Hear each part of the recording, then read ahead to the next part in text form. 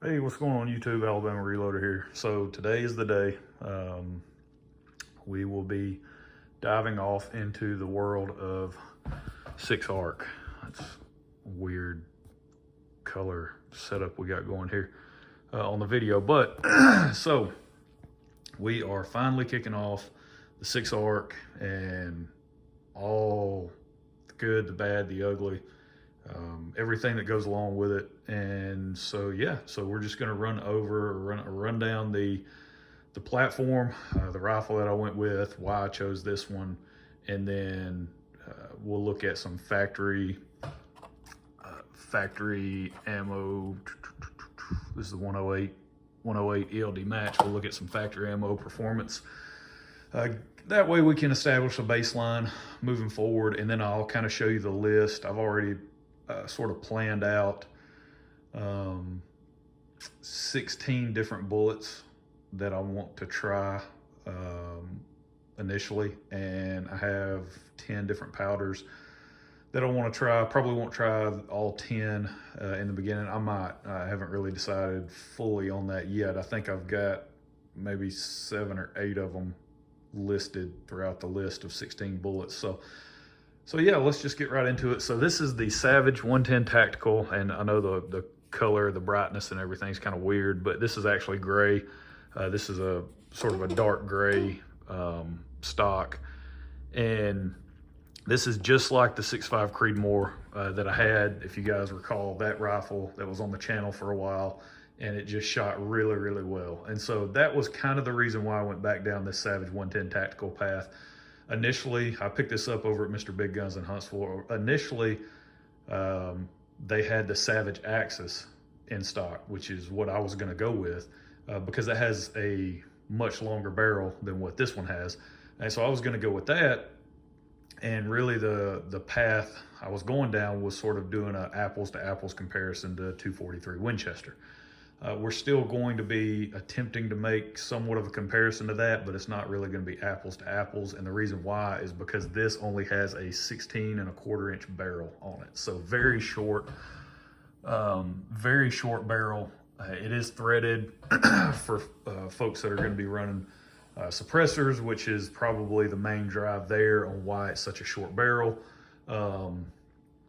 Or if you remember the Creedmoor that I had, it had like a 24-inch barrel, I believe. And so that's the only downside, in my opinion, to this rifle. It does have an MDT 10-round mag, comes with it, so that's pretty sweet. It ran very well. Yesterday I went to the range and was able to get a few rounds through this rifle. I had no issues with the mag, feeding, anything like that. The ejection's a little bit weak on it. It's the Creedmoor version was a little bit better. So I don't know, maybe, and really for me, it's not like I was actually running the bolt, like I normally would. I mean, I was just, wasn't really putting a lot of effort into it. So it could have been, partly just shooter induced, but overall, I think it's going to be a sweet package, a very compact package. However, it still, packs heavy, decent amount of weight on it. This, you've got the stock. It's not some cheap, flimsy synthetic stock. It is synthetic, but it's a heavier, seems like more durable quality. Your magazine is all metal. And then, of course, we top it off with a tank of a scope up here. This is the Arkin SH4 Gen 2, 6 to 24 by 50 millimeter. Has 34 millimeter main tube. So that thing weighs a ton. It comes with a 20 MOA base rail that you can mount to there. The scope base, and then I've got the Warren, I believe the Warren Mountain Tech, I think is what it's called, scope rings, 34 millimeter scope rings. So got a Caldwell, just a cheap Caldwell bipod on there, but it's the one that pivots. I like that much better. Plus, I just don't feel like paying for a Harris that pivots. So that one's a fraction of the cost and gets the job done at what we're doing. So yeah, so I wanted to go with this one in the 110 Tactical just to evaluate this same platform in a different cartridge. So when I talk about comparing it to the 243 Winchester, this is not going to be a great comparison. It's not a great platform to provide a good comparison. Eventually down the road, I probably will pick up a more of a traditional hunting style rifle chambered in 6 ARC something with, you know, I don't know, maybe a 22 or 24 inch barrel, if I can find one. I don't know if I'll go with the Savage Axis. I wouldn't mind going with something a little bit higher end than that, but that will be coming eventually down the road. That way we can provide a true comparison to 243 Winchester, because look at the difference in the cases here. So that's your 243 Winchester on the left. There's your 6 arc on the right. It's a very puny little thing in terms of you know, just overall size of the case. So, which is, you know, I mean, that's just part of it, since you know, this was designed around a restricted platform. The AR-15 is a very restrictive platform to try to generate some performance out of, simply because you've got mag length restrictions, PSI, you know, pressure, operating pressure restrictions, all kind of stuff that in a bolt gun, you don't necessarily have to worry about, right? You have a whole lot more freedom as a reloader to mess around with cartridge overall length, pressures, and all that. So we're gonna dive into that. But this video is probably gonna be a little bit lengthy. I'm probably gonna ramble quite a bit, but I wanted to go over the rifle, the setup that we have. So it's a very solid setup to get some testing done. The factory ammo performance, so I was able to pick up 2 boxes of the Hornady match stuff, this stuff right here, 2 boxes of the 108 ELDMs, and on the box it'll tell you, you know, it tells you straight up, right? I mean, on the box, 24 inch barrel, which we do not have. We're giving up 8 inches of barrel, so we're down at 16, and 2,750 feet per second at the muzzle. I'll tell you, I got just over 2,550 was my average. I ran 10 shots over the magneto speed chronograph, and then but I only had 7 that actually triggered. I'm not exactly sure what was going on. I got an error message on 3 of the 10, and I'm not sure why. That's the first time that's ever happened. And the barrel profile is very similar to that of the 6.5 Creedmoor, and I haven't changed anything on that chronograph from when I, you know, used it on that Creedmoor. So not exactly sure why it wouldn't pick it up. But we'll just go right to the tail of the tape here. So this is our factory ammo. This is the information that I was able to get out of the 10 shots. The 7 that registered, our average was 25.54.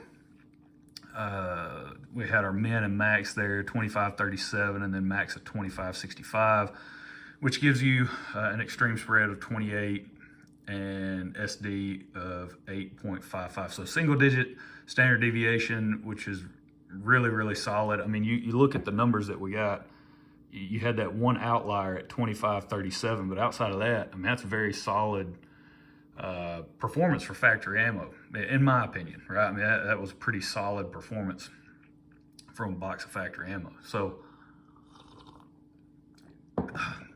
and keep in mind, these are the first 10 shots that actually went down the barrel. So I use this ammo also as a sort of a break-in process. And so those were the first 10 shots that we took. I just captured, I was like, I'm gonna capture velocity data on the first 10, and then the second group of 10, I'm going to dial in the scope, get it zeroed, and then shoot groups. That was my goal. And I ended up shooting through the first box. So I shot 20, and then, so I ended up shooting 30 rounds in all. Wasn't able to burn through all 40. Really, I was just trying to get the brass. That way I can load the stuff up. But I was able to get through 30.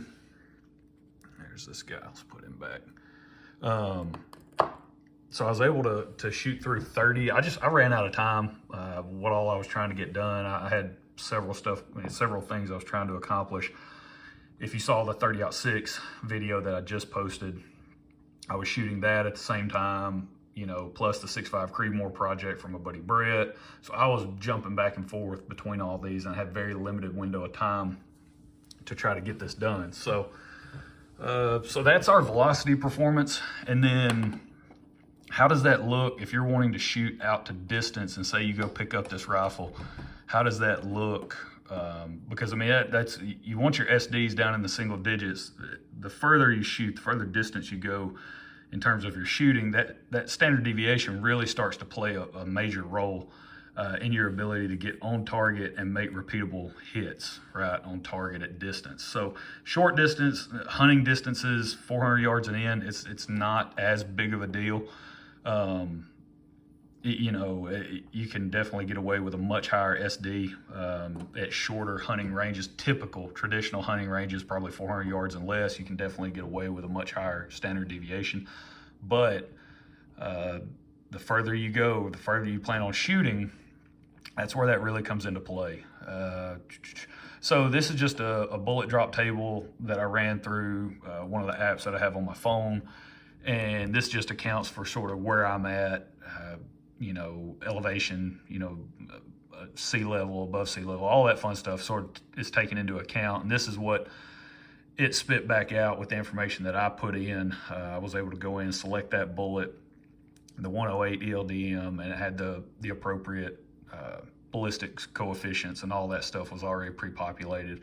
Muzzle velocity, and then this is what it spit out. So, you know, I put our drop here in inches and mils, just for those people that, you know, want to look at it in both. It's not MOA, but I just put inches in there just to give you an idea, a rough estimate. Because this scope is in mils, and I shoot almost everything I shoot is in mils, except for my hunting scope on my Creedmoor. That's MOA scope. But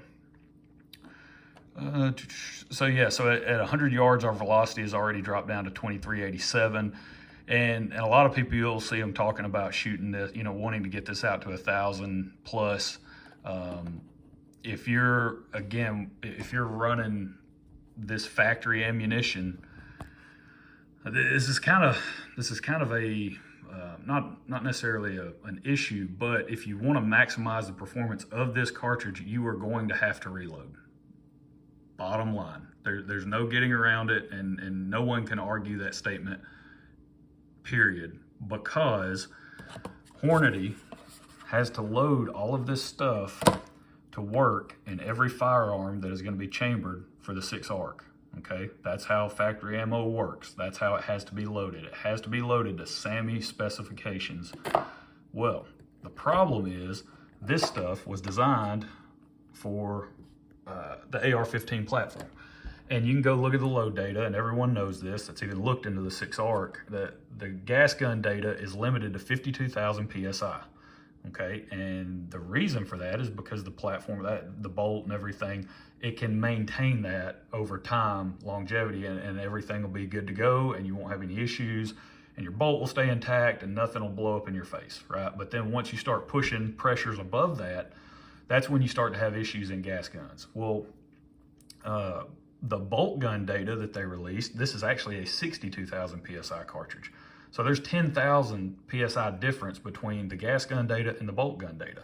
So no factory ammo will be loaded to the 62,000 PSI. It's just not going to be, because there could potentially be that person that would go out and get the stuff that's loaded hot, go run it in an AR, and then complain when the thing blows up in their face, right? I mean, it just is what it is. So it won't, the factory ammo will not be loaded to the true max potential of what this cartridge can do.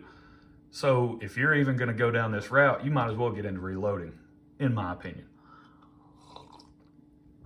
So with all that aside, because you can definitely, and we're going to pump these numbers up for sure, because being able to run at much higher pressures in a bolt gun is going to pay dividends. I don't have any of the 108s on hand to test, and we'll go over my bullet list here of the 16 different bullets I'm going to test.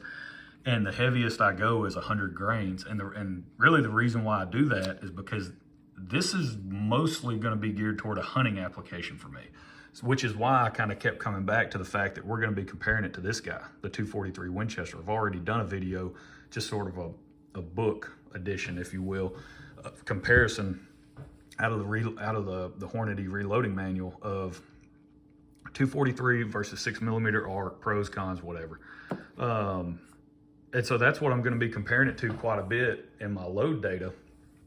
But this thing, you know, your velocity pretty anemic. I mean, at 25.50 at the muzzle, essentially, you know, you're dropping down to 12.30 out at 1,000 yards. So it just, you know, you're looking at 11.5 mils pretty much of elevation change in this round out to 1,000 yards. So that's at the 25.50. I didn't run the numbers at, you know, 27.50. I mean, if you're running a 24-inch barrel, you know, they're talking about 44.8 inches of drop at 500 yards, and we're at basically 65. So you're looking at 21-inch difference, pretty much 21-inch difference out at 500 yards between this ammo if you're running a 24-inch barrel versus my 16.25. So if you only plan on shooting factory ammunition, if that's all you want to do and you don't want to get into reloading, then I definitely recommend you go down the path of probably just building one yourself. You know, buying a barrel, make sure that sucker is 24, 26 inches long, something like that, and spin it up and get it going that way, because otherwise, you know, in my opinion, you're just really, you're kind of handicapping yourself, and you don't really need to, right? But since we reload around here, that's what we enjoy doing, we're gonna try to really push the performance of this cartridge and see just what we can get out of it in terms of our reloading. So before we move on to that, I'll actually show you the target, because velocity data is just good enough to talk about how much the drop is on a target at a certain distance. What really matters is how's the stuff shoot. So I won't focus. So that the bottom, yeah, these right here, the bottom group down here, that was where I was starting to get, I was just taking velocity data on the first 10. My point of aim was there, and then I took the magneto speed off. I made a scope adjustment up. That was that shot right there. And then from there, made another scope adjustment up. That was that guy right there. That one right next to it's actually a 30 cal. That was 30-06. And then from there, I just held on the green dot and shot the next, what is that? 7 or 8, I believe. 7 or 8 rounds right there. You have one go high, one go low, and then the other one stack right in there around the green dot. Not too bad, especially since we, you know, again, that was the first 20 or so down the barrel. After that, I moved up here to this dot and shot the rest. So you can see that's pretty ugly. That's not really that great.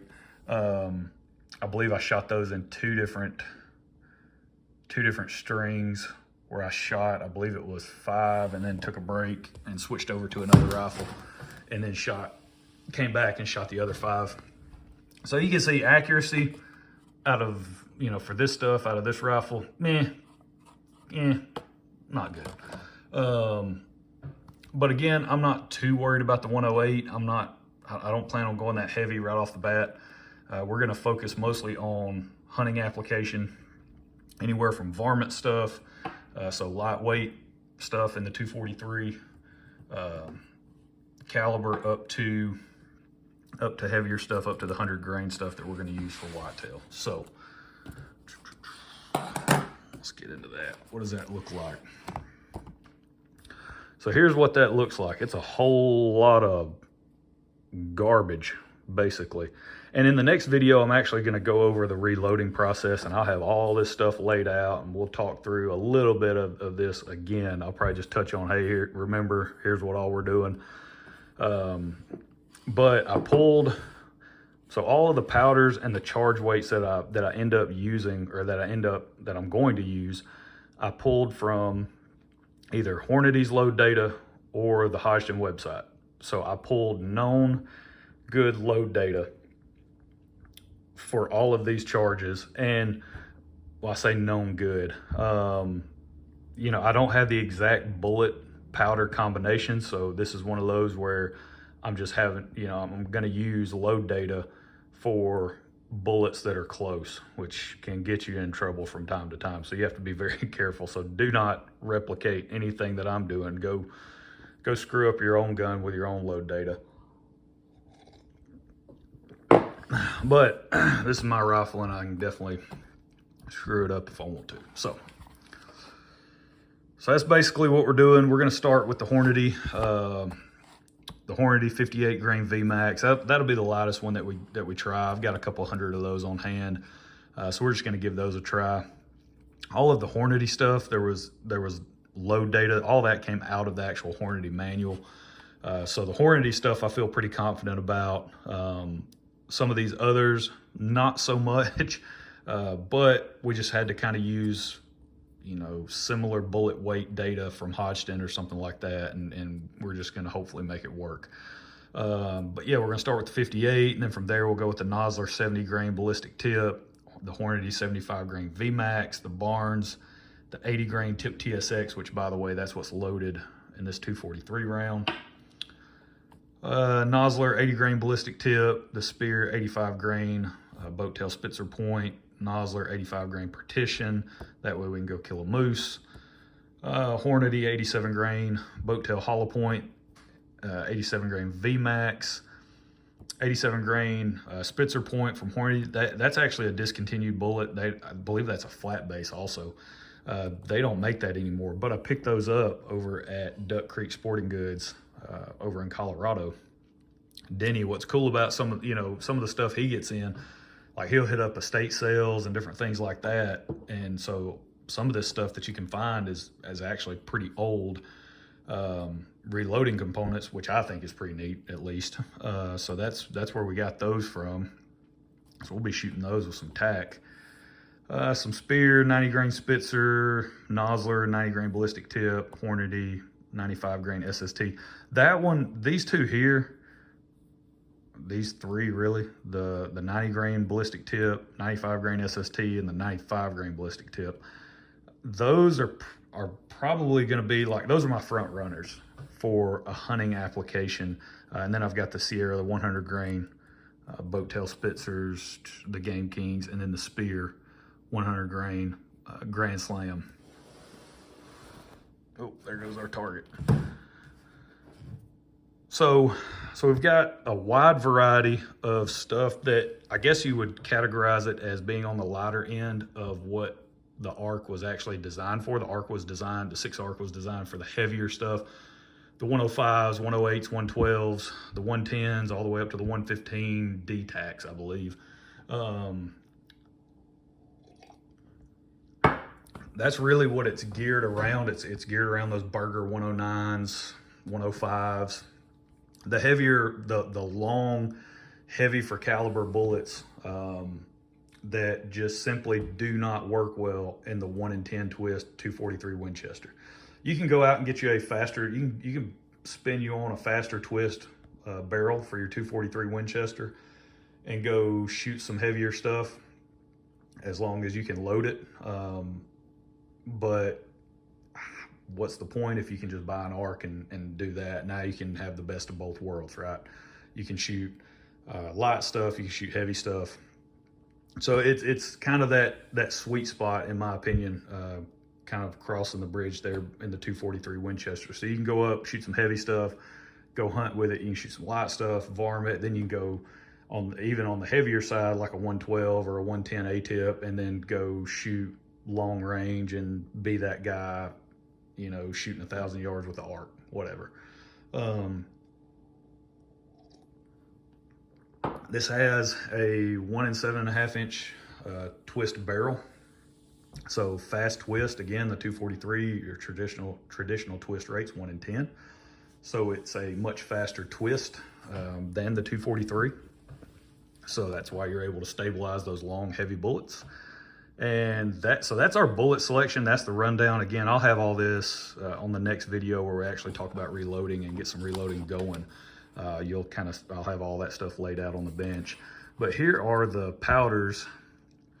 So 16 different bullets, 10 powders. So we got Accurate 2520, Accurate 2700, Ramshot TAC, BLC2, Benchmark, H322, Varget, Lever Evolution, IMR 4064, and IMR 4895. So those are the powders that there is, you know, known load data for, either in the Hornady manual or the Hodgson website. So that's why I went with those. Those are the ones I have on hand. We'll probably be experimenting with other powders once we can kind of hopefully characterize what does some of this stuff look like out of this particular setup, right? That's what we're looking for. What type of velocity are we looking at up here toward the heavier stuff? And on these 16 bullets, I'm only loading a 3-shot group with all but 2 of them. Okay, because I've only got 40 pieces of brass. So I had to try to come up with a way of, okay, how many bullets do I want to test? How many do I have on hand to test? How many pieces of brass do I have? Now, what does that look like? And we put together some type of, cast a really wide net of, you know, hey, are we going to pick a random charge and a bullet weight and see if the gun actually likes it? And I'm like, yeah, you know what? I'll just do that. So that's what I did. And so that's kind of the route we're going to go. I'm going to make 4-shot groups out of the 95 grain SST and 95 grain ballistic tip. I'm running 2 different powders there. I just want to see what those, I'm going to shoot 1 to gather a velocity reading from each group. And then I'm just checking accuracy on everything else. That's all we're doing. We're just shooting a 3-shot group with everything to see, you know, if it's going to like a certain weight of bullet range better than others. Is it going to like the 87 grain, 90 grain stuff better? Will it group the 100 grain stuff pretty good? You know, whatever, that kind of deal. So, and then we'll get into the heavier match stuff later on down the road. But I think that's it. That's where I'm going to leave it. Yeah, so there's our introduction to 6-ARC. Hope you guys enjoyed it. Just stay tuned. We got a lot of 6-ARC content coming. Yeah, we just, like I said, I've got a ton of different bullets that I want to, you know, try to work up loads for.